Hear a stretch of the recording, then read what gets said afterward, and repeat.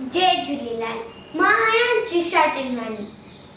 हाणे मां तव्हांखे हिकु आखाणी ॿुधाईंदसि ऐं आखाणीअ जो नालो आहे बक बकी कुम्मी। कहिड़ी कुम्मी? बक बकी कुम्मी। हिकु तलाव हो, उनमें हिकु कुम्मी रहंदी हुई। कुम्मीअ जी ॿिनि हंसनि सां दोस्ती हूंदी हुई। टे ॼणा हिक ॿिए जे दुख सुख में हिक ॿिए खे कमु ईंदा हुआ। हिकु साल तलाव वारे इलाइक़े में बरसात न पवण सबबु तालाब जो पानी धीरे धीरे करे सुकण लॻो। हालत अहिड़ी अची थी जो कुम्मीअ पंहिंजे ॿिन्ही हंस दोस्तनि खां मदद वठण जो वीचार कयो।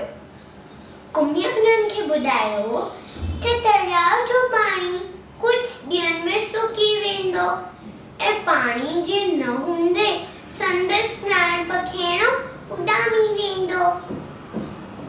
कुम्मीअ जी ॻाल्हि ॿुधी हंसनि चयो, भेण कुम्मी, असां तुंहिंजी कहिड़ी मदद करे था सघूं?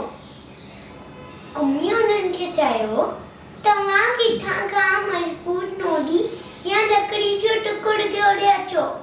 उन जे ॿई छेड़नि खे तव्हां हिकु हिकु करे पंहिंजे चेंब में मज़बूती सां पकड़िजो ऐं उन जे विच वारे हिसे खे मां पंहिंजे वात सां पकड़ी रखी पवंदसि ऐं पोइ तव्हां मूंखे उॾाए हिकु अहिड़े तालाब में वठी वञिजो जिते भरपूर पाणी हुजे। कहिड़े तालाब में? जिते भरपूर पाणी हुजे। कुम्मीअ जी ॻाल्हि ॿुधी ॿई हंस खिलण लॻा। हंसनि चयो, भेण कुम्मी, असां तुंहिंजे लाइ अहिड़ो ई बंदोबस्तु कंदासीं, पर हिकु ॻाल्हि जो असांखे ॾाढो डपु आहे। कुम्मीअ पुछियो, कहिड़ी ॻाल्हि जो डपु आहे? हंसनि चयो, भेण कुम्मी, तोखे घणो ॻाल्हाइण जी आदत आहे।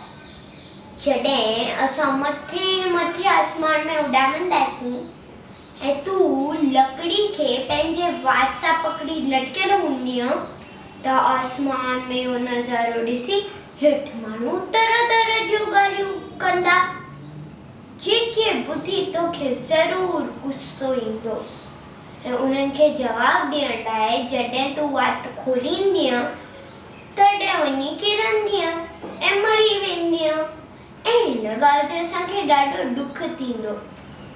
कुम्मीअ चयो, दोस्त, मां तव्हांखे ख़ातिरी थी ॾियां त मां पंहिंजे मथां पूरो ज़ाब्तो रखंदसि ऐं बिल्कुलु न ॻाल्हाईंदसि।